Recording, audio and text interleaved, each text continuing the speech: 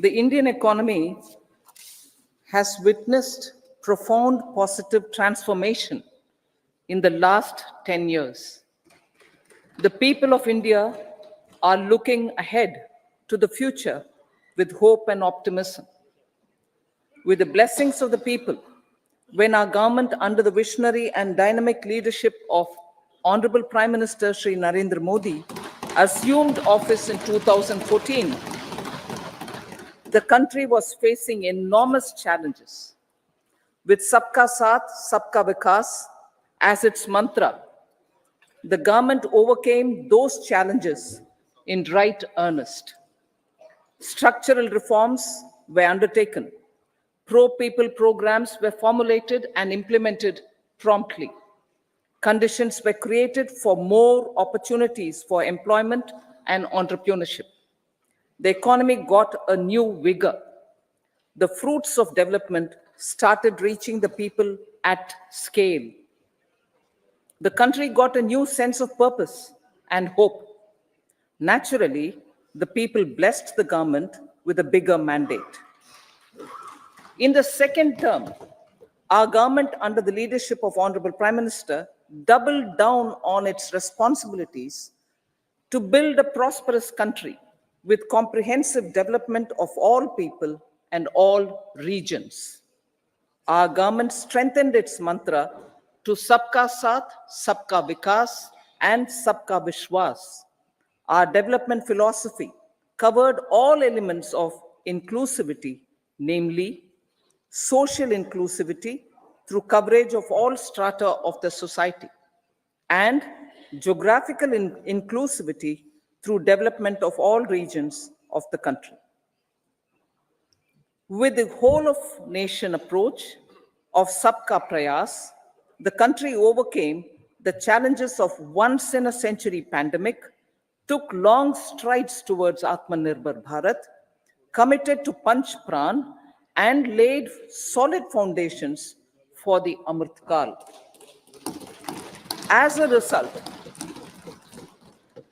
result, our young country has high aspirations, pride in its present, and hope and confidence for a bright future. We expect that our government, based on its stupendous work, will be blessed again by the people with a resounding mandate. Inclusive development and growth. Our humane and inclusive approach to development is a marked and deliberate departure from the earlier approach of provisioning up to village level. Development programs were thus provisioned. In the last 10 years, however, have targeted each and every household and individual through housing for all, Har Ghar Jal, electricity for all, cooking gas for all, bank accounts and financial services for all in record time. The worries about food have been eliminated through free ration for 80 crore people. Minimum support prices for the produce of Annadata are periodically increased appropriately. These and the provision of basic necessities have enhanced real income in the rural areas. Their economic needs could be addressed, thus spurring growth and generating jobs. Social justice. Our government is working with an approach to development that is all round, all pervasive, and all inclusive. Sarvangin, Sarvasparshi, or Sarvasamaveshi. It covers all castes and people at all levels. We are working to make India a Vikasit Bharat by 2047. For achieving that goal, we need to improve people's capability and empower them. Previously, social justice was mostly a political slogan. For our government, social justice is an effective and necessary governance model. The saturation approach of covering all eligible people is the true and comprehensive achievement of social justice. This is secularism in action, reduces corruption, and prevents nepotism, prevents Bhai Bhatijawad. There is transparency and assurance that benefits are delivered to all eligible people. The resources are distributed fairly.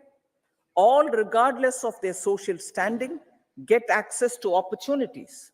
We are addressing systemic inequalities that had plagued our society. We focus on outcomes and not on outlays so that the social economic transformation is achieved. As our Prime Minister firmly believes, we need to focus on four major castes. They are Garib, Mahilaye, Yuva, and Annadata. Their needs, their aspirations, and their welfare are our highest priority. The country progresses when they progress. All four require and receive government support in their quest to better their lives. Their empowerment and well-being will drive the country forward. Garib Kalyan, Desh Ka Kalyan. We believe in empowering the poor. The earlier approach of tackling poverty through entitlements had resulted in very modest outcomes. When the poor became empowered partners in the development process, government's power to assist them also increases manifold. With the pursuit of Sabka Saath, in these 10 years, the government has assisted 25 crore people to get freedom from multi-dimensional poverty.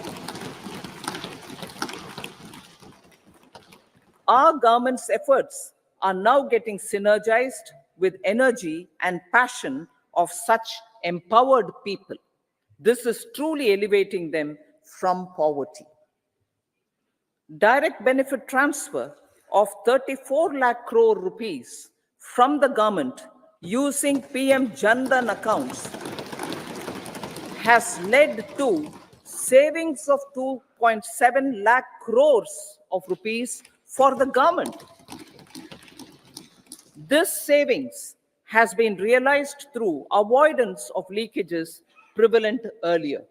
The savings have helped in providing more funds for Garib Kalyan. PM Swanidhi has provided credit assistance to 78 lakh street vendors. From that total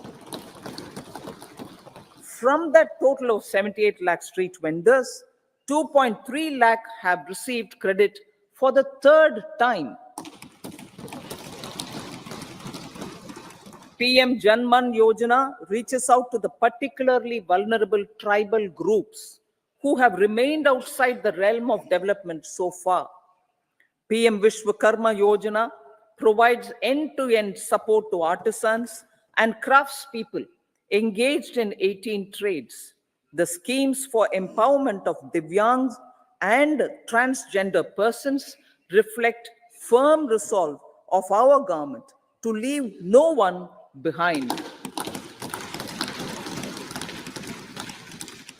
Welfare of Annadata. Farmers are our Annadata. Every year under PM Kisan Samman Yojana, direct financial assistance is provided to 11.8 crore farmers, including marginal and small farmers. Crop insurance is given to 4 crore farmers under PM Fasal Bima Yojana. These, besides several other programs, are assisting Annadata in producing food for the country and for the world. Electronic National Agricultural Market has integrated 1,361 mandis and is providing services to 1.8 crore farmers with trading volume of 3 lakh crores of rupees. The sector is poised for inclusive, balanced, higher growth and productivity. These are facilitated from farmer-centric policies, income support, coverage of risks through price and insurance support, promotion of technologies and innovations through startups. Empowering the Amrit PD, the Yuva. Our prosperity depends on adequately equipping and empowering the youth. The National Education Policy 2020 is ushering the transformational reforms. PM Schools for Rising India, PM Shri, are delivering quality teaching and nurturing holistic and well-rounded individuals. The Skill India mission has trained 1.4 crore youth, upskilled and reskilled 54 lakh youth, and established 3,000 new ITIs. A large number of institutions of higher learning, namely 7 IITs, 16 triple ITs, 7 IIMs, 15 AIMS, and 390 universities have been set up. PM Mudra Yojana has sanctioned 43 crore loans aggregating to 22.5 lakh crores of rupees for entrepreneurial aspirations of our youth. Besides that, Fund of Funds, Startup India, and Startup Credit Guarantee schemes are assisting our youth. They are also becoming Rozgar Data. The country is proud of our youth scaling new heights in sports. The highest ever medal tally in Asian Games and Asian Para Games in 2023 reflects a high confidence level.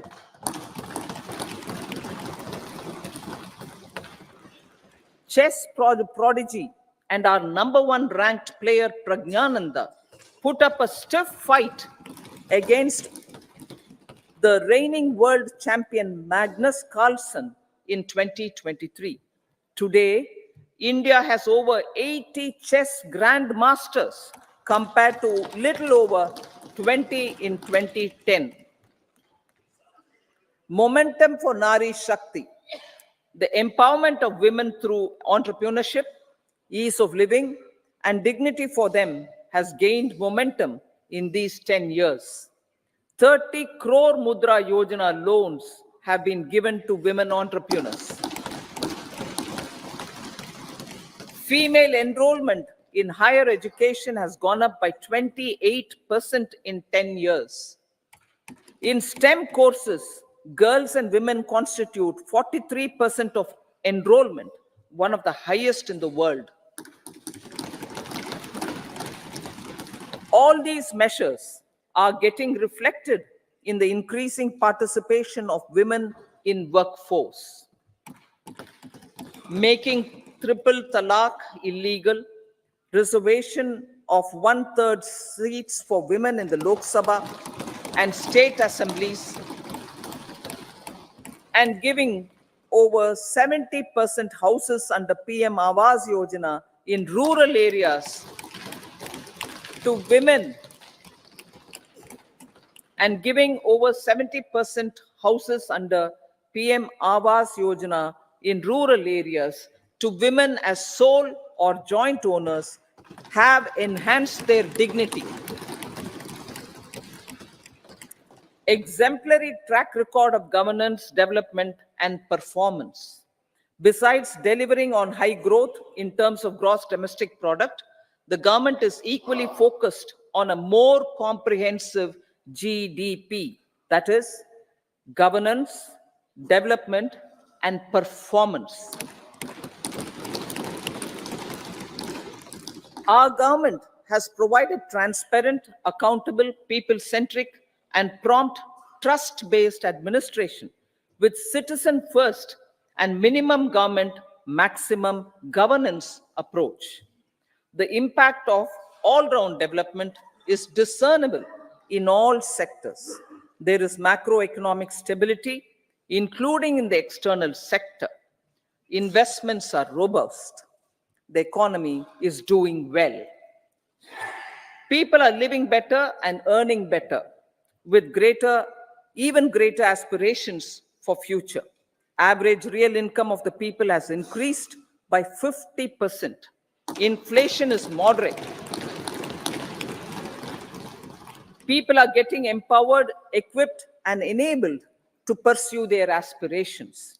There is effective and timely delivery of programs and of large projects. Economic management. The multi-pronged economic management over the past 10 years has complemented people-centric, inclusive development. Following are some of the major elements. One, all forms of infrastructure, physical, digital, or social, are being built in record time.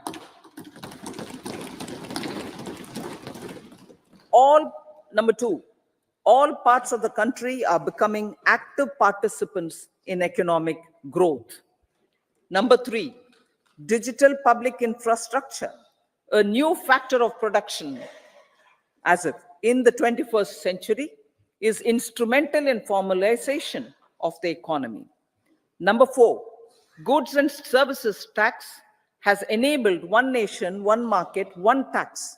Tax reforms have led to deepening and widening of tax base. Number five, strengthening of the financial sector has helped in making savings, credit, and investments more efficient. Number six, GIFT, IFSC, and the Unified Regulatory Authority, IFSCA, are creating a robust gateway for global capital and financial services for the economy. Number seven, proactive inflation management has helped keep inflation within the policy band. Now, the global context, Honorable Speaker, sir. Geopolitically, global affairs are becoming more complex and challenging with wars and conflicts.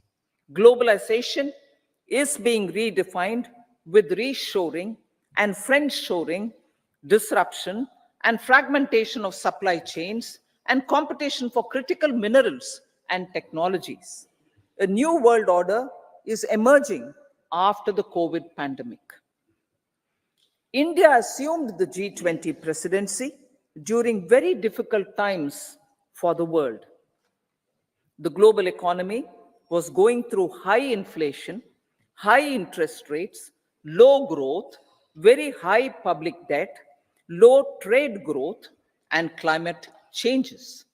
The pandemic has led to a crisis of food, fertilizer, fuel, and finances for the world, while India successfully navigated its way. The country showed the way forward and built consensus on solutions for those global problems. The recently announced India-Middle East-Europe Economic Corridor is a strategic and economic game changer for India and others. In the words of Honorable Prime Minister, the corridor, and I quote, will become the basis of world trade for hundreds of years to come, and history will remember that this corridor was initiated on Indian soil, unquote. Vision for Vikasit Bharat. Our vision for Vikasit Bharat is that of prosperous Bharat in harmony with nature, with modern infrastructure, and providing opportunities for all citizens and all regions to reach their potential. With confidence arising from strong and exemplary track record of performance and progress, earning Sabka Vishwas, the next 5 years will be years of unprecedented development and golden moments to realize the dream of developed India by 2047. The trinity of demography, democracy, and diversity backed by Sabka Prayas has the potential to fulfill aspirations of every Indian. As Honorable Prime Minister in his Independence Day address to the nation mentioned, I quote, "There is no dearth of opportunities, as many opportunities as we want. The country is capable of creating more opportunities. Sky is the limit," unquote. Strategy for Amrit Kal. Our government will adopt economic policies that foster and sustain growth, facilitate inclusive and sustainable development, improve productivity, create opportunities for all, help them enhance their capabilities, and contribute to generation of resources to power investments and fulfill aspirations. Guided by the principle, reform, perform, and transform, the government will take up next generation reforms and build consensus with the states and stakeholders for effective implementation. It is an important policy priority for our government to ensure timely and adequate finances, relevant technologies, and appropriate training for the micro, small, and medium enterprises, MSMEs, to grow and also compete globally. Orienting the regulatory environment to facilitate their growth will be an important element of this policy mix. Aligning with the Panchamrit goals, our government will facilitate sustaining high and more resource-efficient economic growth. This will work towards energy security in terms of availability, accessibility, and affordability. For meeting the investment needs, our government will prepare the financial sector in terms of size, capacity, skills, and regulatory framework.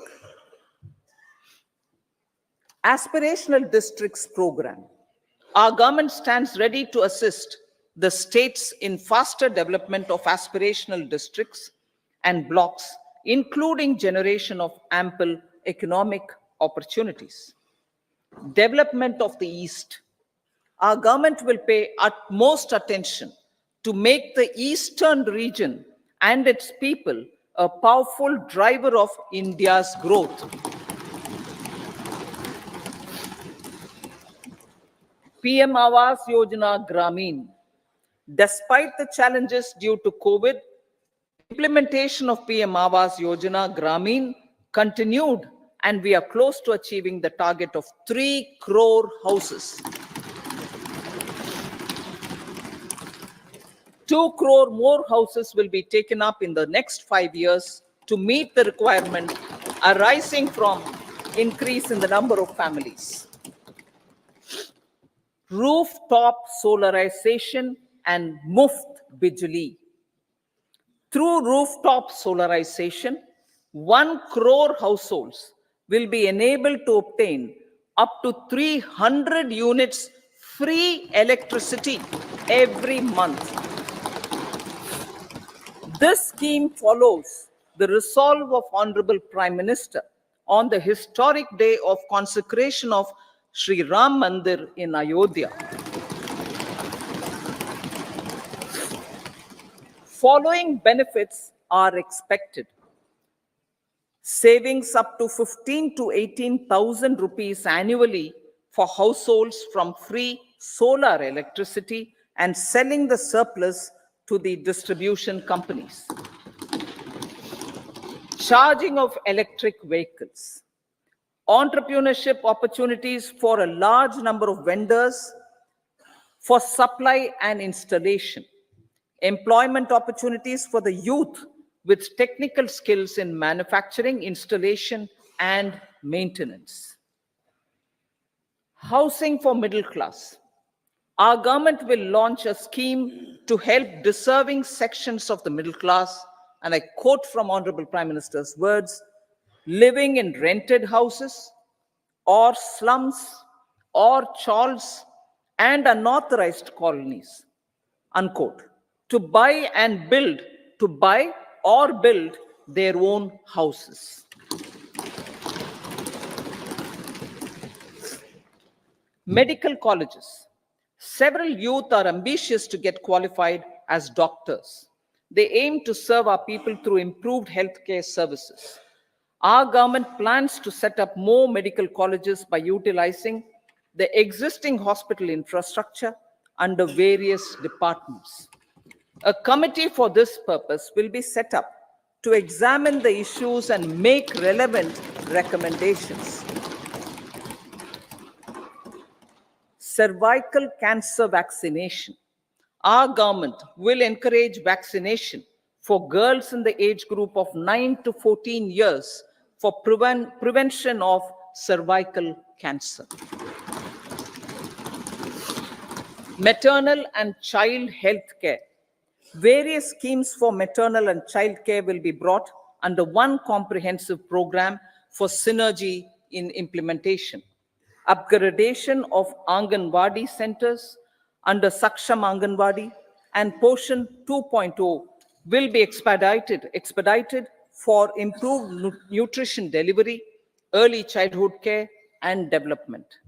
The newly designed UWIN platform for managing immunization and intensified efforts of Mission Indradhanush will be rolled out expeditiously throughout the country. Ayushman Bharat. Healthcare cover under Ayushman Bharat scheme will be extended to all ASHA workers, to all Anganwadi workers and helpers. Agriculture and food processing. The efforts of value addition in agriculture sector and boosting farmers' incomes will be stepped up. Pradhan Mantri Kisan Sampada Yojana has benefited 38 lakh farmers and generated 10 lakh employment. Pradhan Mantri Formalization of Micro Food Processing Enterprises Yojana has assisted 2.4 lakh SHGs and 60,000 individuals with credit linkages. Other schemes are complementing the efforts for reducing post-harvest losses and improving productivity and incomes. For ensuring faster growth of the sector, our government will further promote private and public investment in post-harvest activities, including aggregation, modern storage, efficient supply chains, primary and secondary processing and marketing and branding. Nano DAP. After the successful adoption of nano urea, application of nano DAP on various crops will be expanded in all agroclimatic zones. Atmanirbhar Oil Seeds Abhiyan. Building on the initiative announced in 2022, a strategy will be formulated to achieve Atmanirbharta for oil seeds such as mustard, groundnut, sesame, soya bean, and sunflower.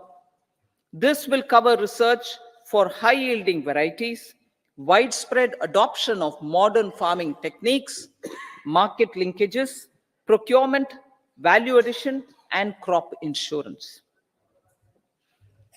Dairy development. A comprehensive program for supporting dairy farmers will be formulated.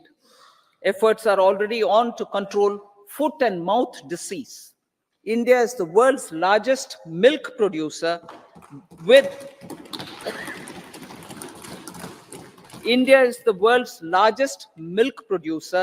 but with low productivity of milch animals. The program will be built on the success of existing schemes such as Rashtriya Gokul Mission, National Livestock Mission, and infrastructure development funds for dairy processing and animal husbandry. Matsya Sampada. It was a government which set up a separate department for fisheries, realizing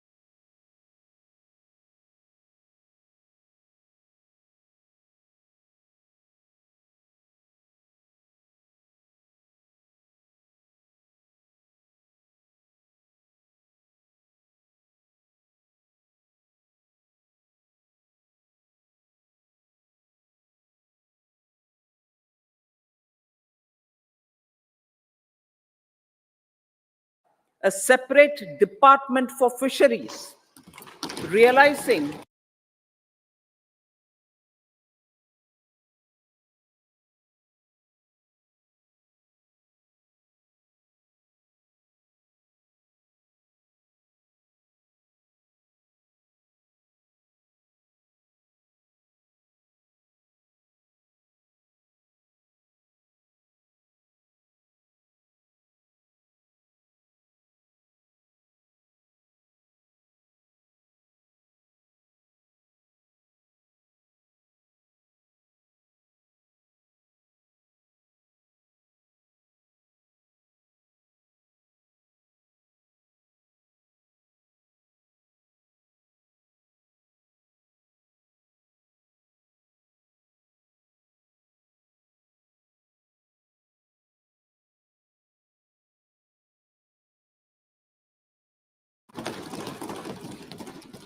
this will help in generating employment also.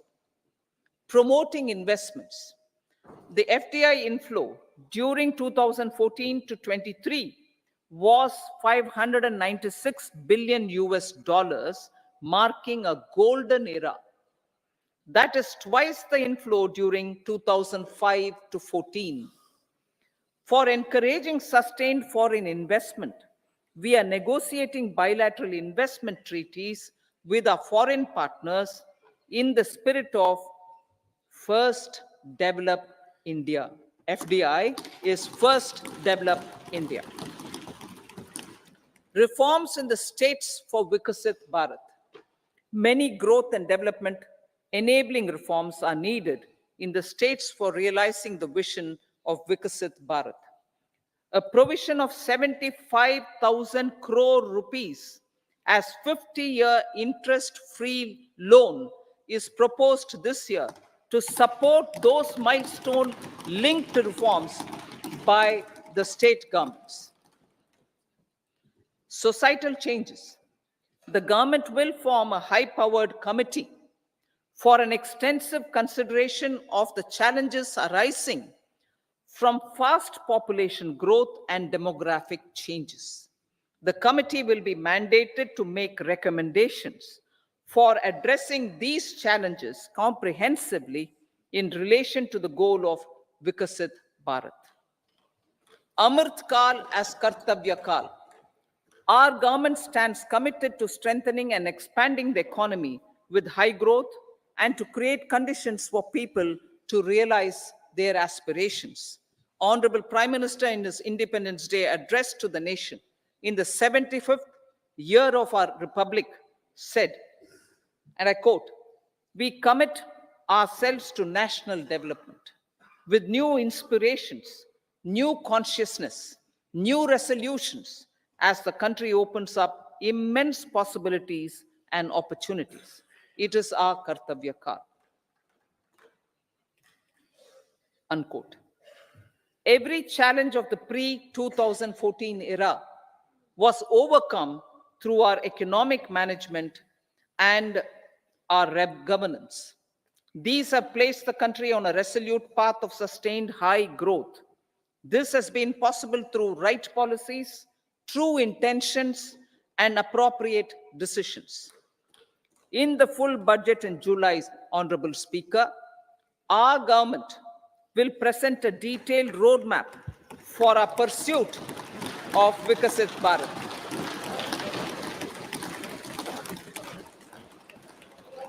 Revised its estimates. Revised estimates of 2023-24. The revised estimate of the total receipts other than borrowings is 27.56 lakh crores of rupees, of which the tax receipts are 23.24 lakh crore rupees. The revised estimate of total expenditure is 44.90 lakh crore rupees. The revenue receipts at 30.3 lakh crore rupees are expected to be higher than the budget estimate, reflecting strong growth momentum and formalization in the economy. The revised estimate of the fiscal deficit is 5.8% of GDP.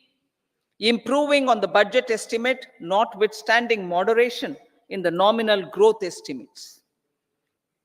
Budget estimates for 2024-25. Coming to the year 2024-25, the total receipts other than borrowings and total expenditure are estimated at 30.80 and 47.66 lakh crore rupees respectively. The tax receipts are estimated at 26.02 lakh crore rupees. The scheme of 50-year interest-free loan for capital expenditure to states will be continued this year with an outlay of 1.3 lakh crore rupees.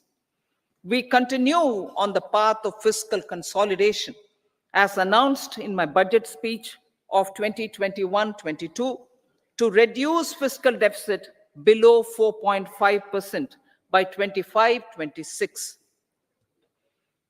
The fiscal deficit in 2024-25 is estimated to be 5.1% of GDP, adhering to that path. So the gross and net market borrowings through dated securities during 24-25 are estimated at 14.13 lakh crore rupees and 11.75 lakh crore respectively. Both will be less than that in 23-24. Now that the private investments are happening at scale, the lower borrowings by the central government will facilitate larger availability of credit for the private sector. Vote on account. I'll be seeking vote on account approval of the Parliament through the appropriation bill for a part of the financial year 2024-25. I will now move to part B. Honorable Speaker, sir, over the last 10 years, the direct tax collections have more than trebled and the return filers swelled 2.4 times. I would like to assure the taxpayers that their contributions have been used wisely for the development of the country and welfare of its people. I appreciate the taxpayers for their continued support. The government has reduced and rationalized tax rates. Under the new tax scheme, there is now no tax liability for taxpayers with income up to 7 lakh rupees, up from 2.2 lakh rupees in the financial year 2013-14. The threshold for presumptive taxation for retail businesses was increased from 2 crores to 3 crores. Similarly, the threshold for professionals eligible for presumptive taxation was increased from 50 lakh rupees to 75 lakh rupees. Also, corporate tax rate was decreased from 30% to 22% for existing domestic companies and to 15% for certain new manufacturing companies. Honorable Speaker, sir, in the last 5 years, our focus has been to improve taxpayer services. The age-old jurisdiction-based assessment system was transformed with the introduction of faceless assessment and appeal, thereby imparting greater efficiency, transparency, and accountability. Introduction of updated income tax returns, a new Form 26AS, and pre-filling of tax returns have made filing of tax returns simpler and easier. Average processing time of returns has been reduced from 93 days in the year 2013-14 to a mere 10 days this year, thereby making refunds faster. Indirect taxation. By unifying the highly fragmented indirect tax regime in India, the GST has reduced the compliance burden on trade and industry. The industry has acknowledged the benefits of GST. According to a recent survey conducted by a leading consulting firm, 94% of industry leaders view the transition to GST as largely positive. According to 80% of the respondents, it has led to supply chain optimization, as elimination of tax arbitrage and octroi has resulted in disbanding of checkposts at the state and city boundaries. At the same time, tax base of GST more than doubled, and the average monthly gross GST collection has almost doubled to 1.66 lakh crores this year. States too have benefited. States' SGST revenue, including compensation released to states in the post-GST period of 2017-18 to 2022-23, has achieved a buoyancy of 1.22. In contrast, the tax buoyancy of state revenues from subsumed taxes in the pre-GST four-year period of 2012-13 to 2015-16 was a mere 0.72. The biggest beneficiaries are consumers, as reduction in logistic cost and taxes have brought down prices of most goods and services. We have taken a number of steps in customs to facilitate international trade. As a result, the import release time declined by 47% to 71 hours at inland container depots, by 28% to 44 hours at air cargo complexes, and by 27% to 85 hours at seaports over the last 4 years since 2019, when the national time release studies were first started. Tax proposals. As for tax proposals, in keeping with the convention, I do not propose to make any changes relating to taxation and propose to retain the same tax rates for direct and indirect taxes, including import duties. However, certain tax benefits to startups and investments made by sovereign wealth or pension funds, as also tax exemption on certain income of some IFSC units, are expiring on 31/3/2024. To provide continuity in taxation, I propose to extend the date to 31/3/2025. Moreover, in line with our government's vision to improve ease of living and ease of doing business, I wish to make an announcement to improve taxpayers' services. There are a large number of petty, non-verified, non-reconciled, or disputed direct tax demands, many of them dating as far back as 1962, which continue to remain on the books, causing anxiety to honest taxpayers and hindering refunds of subsequent years. Honorable Speaker, sir, I propose to withdraw such outstanding direct tax demands up to 25,000 rupees pertaining to the period up to financial year 2009-10 and up to 10,000 rupees for financial years 2010-11 to 2014-15. This is expected to benefit about 1 crore taxpayers. 1 crore taxpayers would benefit out of this. Economy then and now. In 2014, when our government assumed the reins, the responsibility to mend the economy step by step and to put the governance systems in order was enormous. The need of the hour was to give hope to the people, to attract investments, and to build support for the much needed reforms. The government did that successfully, following a strong belief of nation first. The crisis of those years has been overcome, and the economy has been put firmly on a high sustainable growth path with all-round development. It is now appropriate to look at where we were then.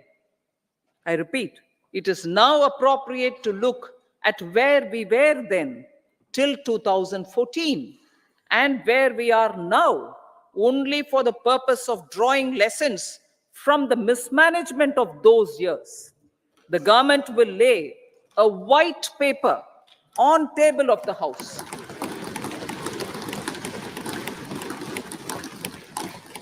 The exemplary track record of governance, development, and performance, effective delivery, and Jan Kalyan has given the government trust, confidence, and blessings of the people to realize whatever it takes, the goal of Vikasit Bharat, with good intentions, true dedication, and hard work in the coming years and decades.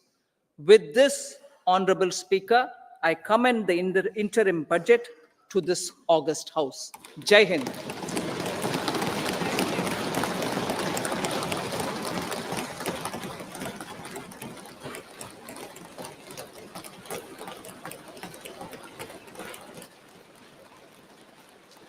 Item number 2, Shrimati Nirmala Sitharaman ji.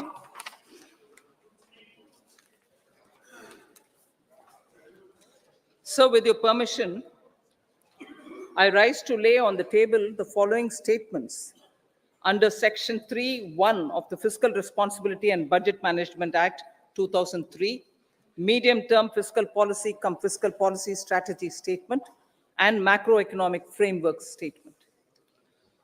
Item number 3, Shrimati Nirmala Sitharaman ji. Sir, with your permission, I rise to move for leave to introduce the Finance Bill 2024. प्रश्न ये है कि विधेयक को पुनर्स्थापित करने की अनुमति प्रदान की जाए। जो सदस्य इसके पक्ष में हाँ कहें, जो सदस्य विरोध में ना कहें। मेरे विचार में निर्णय हाँ वालों के पक्ष हुआ, हाँ वालों के पक्ष हुआ। माननीय मंत्री जी, विधेयक को पुनर्स्थापित करें। Sir, I introduce the bill. सभा की कार्रवाई शुक्रवार दिनांक 2 फरवरी 2024 को प्राप्त 11 बजे तक के लिए स्थगित की जाती है।